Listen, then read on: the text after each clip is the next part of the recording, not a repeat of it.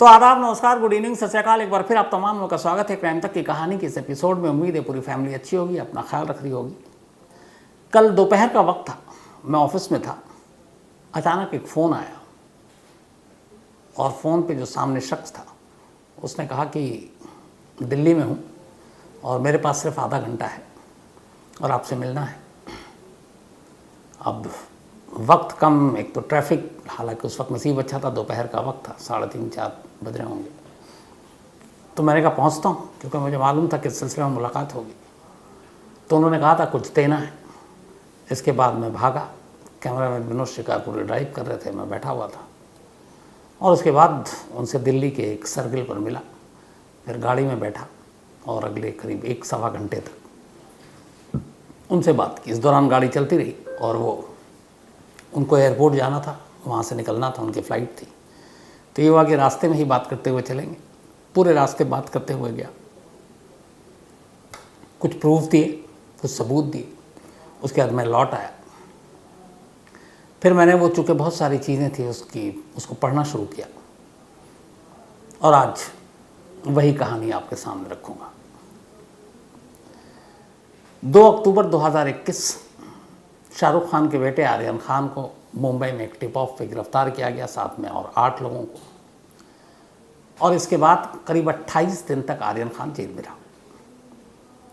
अब सवाल ये है कि आर्यन खान को 28 दिनों तक जेल में जो रखा गया, ये अनजाने में हुआ, कोर्ट की वजह से हुआ, या फिर कुछ टॉप ऑफिशियल और टॉप अफसर थे एनसीबी यानी नारकोटिक्स कंट्रोल ब्यूरो के, उनकी वजह से हुआ।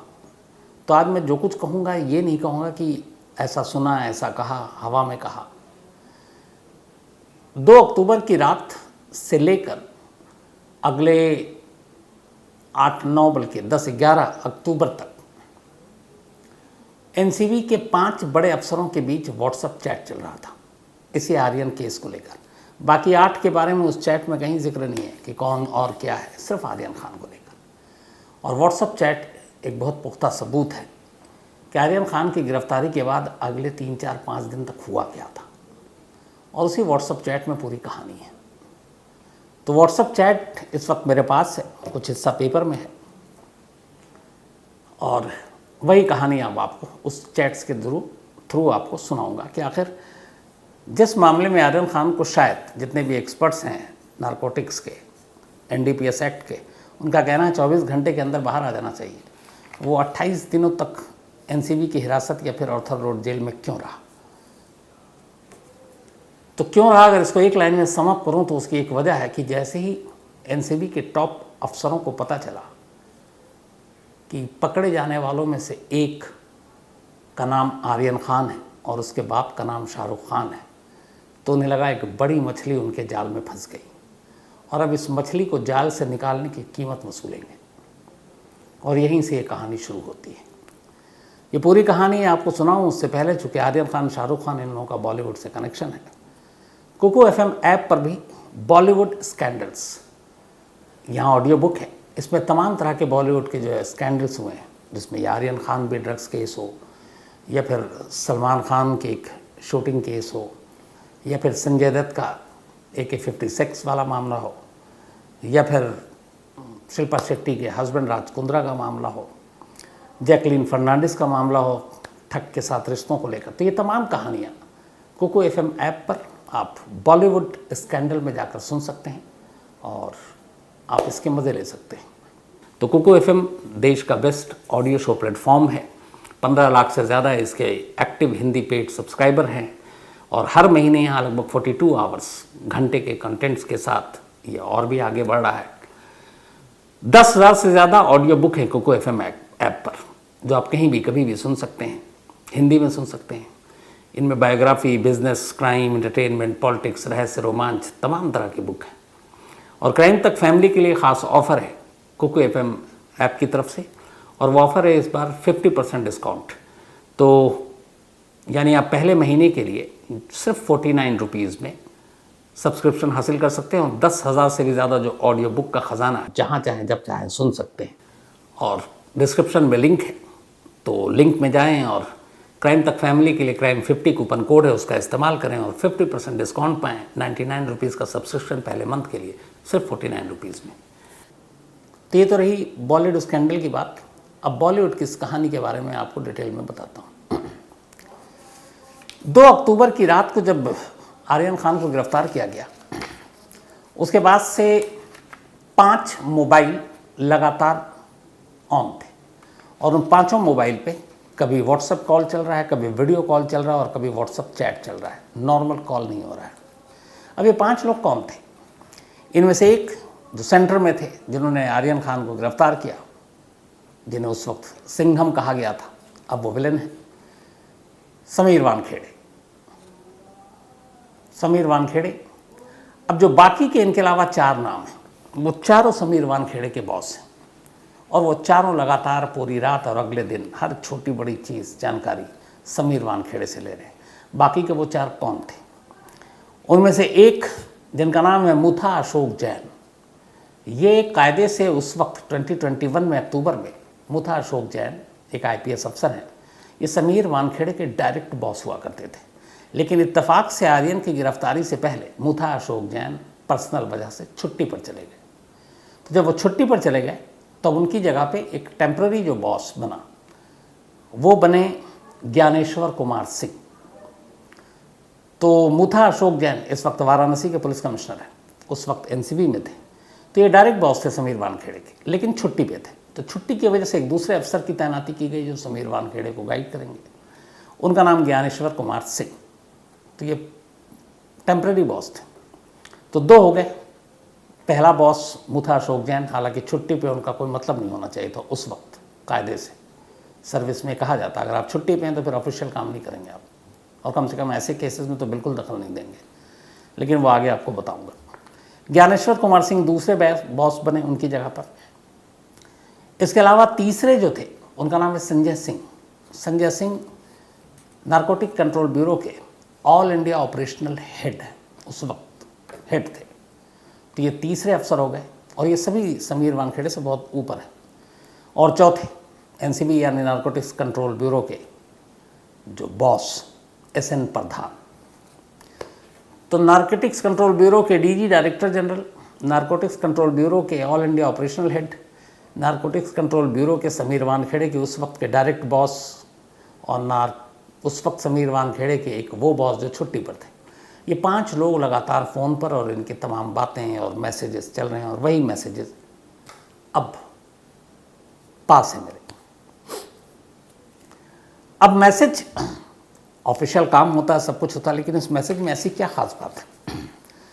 तो एक मैसेज जो सबसे पहले आपको बताता हूँ, जब ये गिरफ्तारी हुई, उसका सुगबगाहट हुई, तो ज्ञानेश्वर कुमार सिंह समीर वानखेड़े को मैसेज भेजते हैं और पूछते हैं कि ये जो क्रूज से कुछ ड्रग्स मामले में लड़कों को पकड़ा है, इनमें कोई हॉलीवुड के एक्टर यानी कि बॉलीवुड के एक्टर का भी बेटा है? ये सीधा पूछा जा रहा है। बताया गया हाँ वो भी है। अब इसके बाद गिरफ्तारी शो कर दी। वो कह रहे हैं अभी इतनी जल्दी क्या, अभी तो अरेस्ट मोमो बनेगा, ये सारी चीज़ें हो रही हैं। अब उधर DG साहब को भी इन्फॉर्मेशन दे दी गई। इधर जो छुट्टी पे हैं मुथा अशोक जैन, वो भी अब जाग चुके हैं, क्योंकि हर एक को ये था कि अब आर्यन खान गिरफ्त में आया NCB के, बड़ा मामला है, बड़ी मछली है। अब ये सारी चीज़ें हो रही हैं। अब क्या हुआ, आर्यन खान को रात को रखा गया। उसके बाद उसके पास से प्रदर्शन से कोई ड्रग्स मिला नहीं था। अरबाज जो है उसका दोस्त, उसके पास से मिला था। समीर वानखेड़े को ये पता था कि बहुत ज़्यादा दिनों तक अदालत में इसको रोक नहीं पाएंगे और आर्यन को जुडिशल कस्टडी और फिर बेल आसानी से मिल जाएगी 24 घंटे में। और इसीलिए पहले दिन यानी 3 अक्टूबर को कोर्ट में पेश किया सुबह, और 1 दिन की सिर्फ पुलिस हिरासत मांगी, क्योंकि इतना बड़ा केस नहीं था, बहुत छोटा सा केस था। 1 दिन की पुलिस हिरासत अदालत ने दे दी। उसे 1 दिन में पूछताछ की। 1 दिन के पूछताछ के बाद अब 4 तारीख आने वाला, 2 को अरेस्ट हुआ, 3 को पेशी हुई और 4 को पुलिस हिरासत खत्म हो रही है। 4 तारीख की सुबह समीर वानखेड़े ने अपने वकील के साथ प्लान बनाया और उसमें यह था कि आज कोर्ट में जब पेश करेंगे तो अब आर्यन खान की पुलिस कस्टडी नहीं मांगेंगे, जितनी पूछताछ होनी थी हो गई, अब उसको जुडिशल कस्टडी में भेज देंगे। यानी अगर NCB नहीं मांगी और वो जुडिशल कस्टडी में गया तो हाथों हाथ फिर बेल। तो 4 अक्टूबर को ही आर्यन खान को बाहर आ जाना था जमानत पर। अब ये सारी बातें समीर वानखेड़े ने अपने सीनियर अफसरों को तमाम व्हाट्सएप मैसेज पे भेजा कि आज इन लोगों को हम पहले मेडिकल के लिए ले जाएंगे, मेडिकल के बाद कोर्ट में ले जाएंगे और कोर्ट में ले जाने के बाद हम इन लोगों की जुडिशल कस्टडी में भेज देंगे, मतलब हम पुलिस रिमांड नहीं मांगेंगे। अब इसके बाद ये कोर्ट पहुंच गए, सुबह करीब 11 बजे का वक्त होगा। कोर्ट में जाने के बाद अब अचानक समीर वानखेड़े के मोबाइल पर इनके वो बॉस जो उस वक्त छुट्टी पे कायदे से जिनका कोई दखल नहीं होना चाहिए, यानी कि मुथा अशोक जैन, उनके कॉल आने शुरू होते हैं। कोर्ट के अंदर है, शायद भीड़ है, फ़ोन नहीं उठा रहे हैं या सिग्नल कमज़ोर है। 6 मिस कॉल, एक वीडियो कॉल, अब इसके बाद उसमें एक फिर मैसेज, पुलिस कॉल। अब जब ये सब हुआ तो इसके बाद शायद मैसेज किया वापस समीर वानखेड़े ने, तो उधर से अचानक मुथा अशोक जैन का व्हाट्सएप मैसेज आता है और वो ये है कि एसपीपी यानी कि स्पेशल पब्लिक प्रोसिक्यूटर जो सरकारी वकील है और एक और का नाम था, इन दोनों से कहो कि ये बिल्कुल पूरी जान लगाकर केस को आज लड़ें, जिरह करें, पैरवी करें और किसी भी कीमत पर आर्यन खान को जुडिशल कस्टडी नहीं मिलनी चाहिए, उसकी पुलिस कस्टडी लो। अब ये सुनकर जो पूरी टीम है एनसीबी की जिसने अरेस्ट किया उसने कहा ये क्या, क्योंकि पेपर उस वक्त तैयार हो गया और मुझे आज भी याद है जब 4 अक्टूबर को आर्यन को पेश किया गया था तो हर मीडिया में वहाँ के जो रिपोर्टर खड़े हुए थे हमारे मुंबई ब्यूरो के भी, उनका यही था, क्योंकि रिमांड लेटर पहले से तैयार होता, ड्राफ्ट होता, उसमें लिखा होता, तो उसमें लिखा हुआ था कि एनसीबी आज इसकी पुलिस कस्टडी नहीं मांगेगी, जेसी में भेज देंगे, यानी जुडिशल कस्टडी में जेल चला जाएगा और उसका बेल का हकदार होगा। पुलिस कस्टडी में बेल नहीं मिलती। तो अब सभी रिपोर्टरों को भी मालूम, उनके उस ड्राफ्ट में भी लिखा हुआ है। अब अचानक ये मैसेज आ रहा है एक सीनियर अफसर का समीर वानखेड़े के, और वो कह रहा है कि किसी भी कीमत पे इसकी रिमांड लो और पुलिस कस्टडी में ही रखो। अब ये अचानक हुक्म था तो फ़ौरन पैंतरा बदला टीम ने एनसीबी की, फिर वकील को बताया गया। अब वकील ने फिर वहाँ पे एक नया दावपेच खेला कि मोबाइल से कुछ ऐसे सबूत मिले हैं जिससे ड्रग्स तस्करी का भी मामला बनता है, तो उसके लिए हमें और वक्त चाहिए। और खैर अदालत ने आर्यन खान और उसके साथ के बाकी लोगों को पुलिस कस्टडी में फिर से भेज दिया। अब यहाँ एनसीबी की टीम को ये था कि जिस केस में 1 दिन से ज़्यादा की रिमांड की ज़रूरत नहीं थी, अचानक पुलिस कस्टडी में क्यों? अब जो चीज़ मैसेज में नहीं है वो आपको बताता हूँ। उसमें यह कि 1-2 अफसर ने एनसीबी की उस वक्त की टीम को मुंबई में कहा कि कम से कम 25 दिन 1 महीना तक इसको जेल में रखो। अब क्यों रखो ये मुझे नहीं मालूम, लेकिन अंदाज़ा अगर लगा सकते हैं आप तजुर्बे से, तो ये है कि एक बड़ी मछली है, जितना लंबा रखोगे कीमत उतनी बढ़ेगी, क्योंकि आप जितना तरसाओगे उतनी ही ज़्यादा सामने वाला रेट बढ़ाएगा। तो अब ये बात हो गई।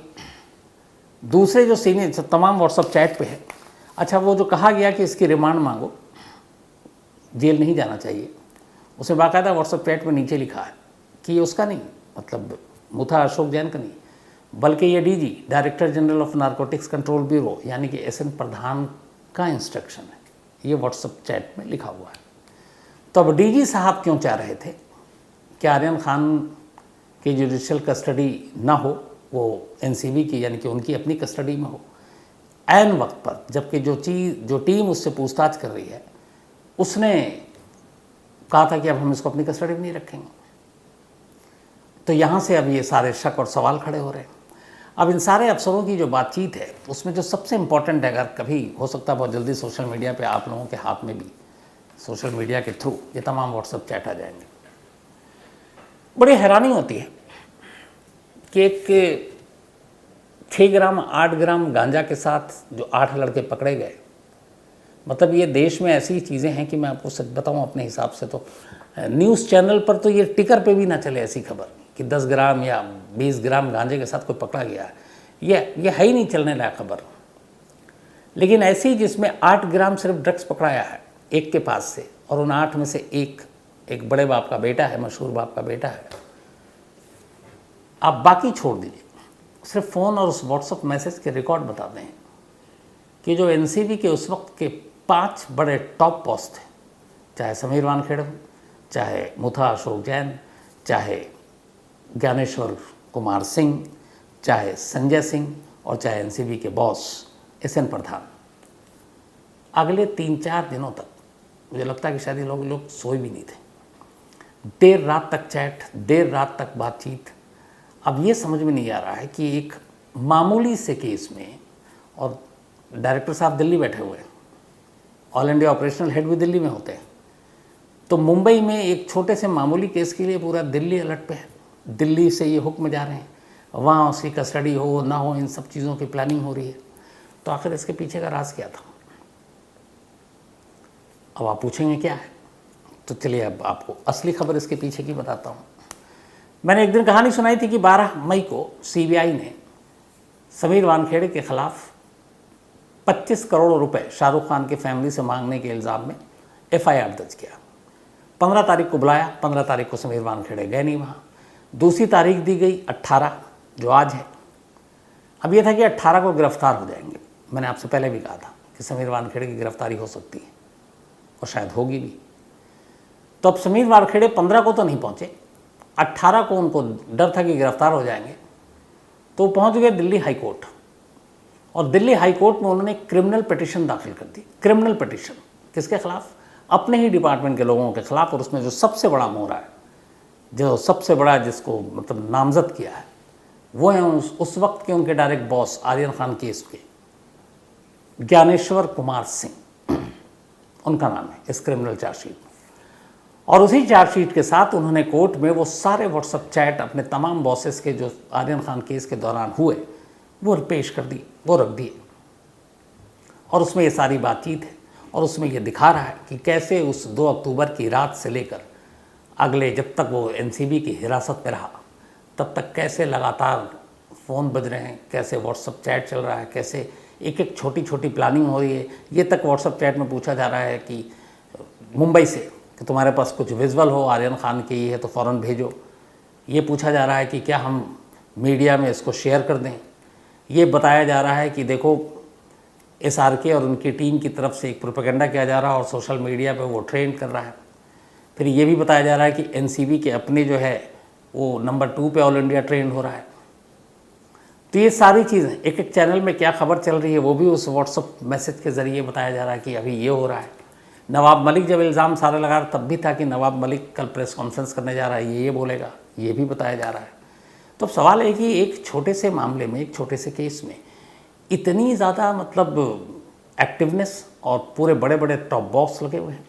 और यहीं पे एक सवाल उठता है कि आज तक कम से कम इतने सालों में, जब से एनसीबी का अब तो खैर नाम सुनने को मिल रहा है सुशांत सिंह राजपूत केस के बाद, वरना कोई जानता भी नहीं था, किसी बड़ी मछली को एनसीबी ने पकड़ा और आपने नाम सुना? अभी हाल में ही था कि कितने हज़ार करोड़ रुपए का ड्रग्स पकड़ाया है। इससे पहले अडानी पोर्ट पे पकड़ाया था, इससे पहले कई बार हज़ार करोड़ों के भी ड्रग्स मिले हैं। लेकिन उन ड्रग्स का इंडिया में मालिक कौन है जिसके पास, मतलब अभी तो जो लेटेस्ट था वो शायद था कि 14,000 या 30,000 करोड़ रुपीस का ड्रग्स पकड़ाया, 2-3 दिन पुरानी बात है, और नेवी ने पकड़ा है। अब ये सोचिए कि मैं एग्जैक्ट भूल रहा हूँ फिगर, लेकिन अगर वो 14,000 करोड़ भी है, 14,000 करोड़, तो 14,000 करोड़ रुपए का ड्रग्स इंडिया में भेजने वाला, और उसको कोई तो रिसीव करेगा, उसकी हैसियत क्या होगी? वो कितना बड़ा आदमी होगा? तो ऐसे किसी बड़े आदमी को तो आज तक मुझे तो कोई एक बड़ा नाम याद नहीं आता कि एनसीबी ने पकड़ा। जितने भी छोटे मोटे पेडलर होते हैं ड्रग्स, जो 50 ग्राम, 100 ग्राम, 200 ग्राम बेचते हैं, उनको उठा लेते हैं। फिर जब हम उनके बारे में खबर बताते हैं तब तक वो बेल आउट भी हो जाते हैं। लेकिन बड़े आज तक क्यों नहीं पकड़े गए? इस केस से यही अंदाज़ा होता है कि ऐसी चीज़ों में आमतौर पर एनसीबी एक तरह से देखती है कि सामने वाला कितनी बड़ी मछली आया हाथ में, इसको अब जाल से निकालना है, उसकी कीमत तय करो। और 25 करोड़ की जो सौदेबाजी की बात है वो पहली आ चुकी है, उसी के ऊपर सीबीआई ने एफआईआर भी दर्ज किया है। अब उस 25 करोड़ की सौदेबाजी में कौन कौन फंसता है ये उस एफआईआर के बाद है। 22 तारीख तक समीर वानखेड़े की गिरफ्तारी पर दिल्ली हाईकोर्ट ने रोक लगाई है। 22 के बाद क्या होगा?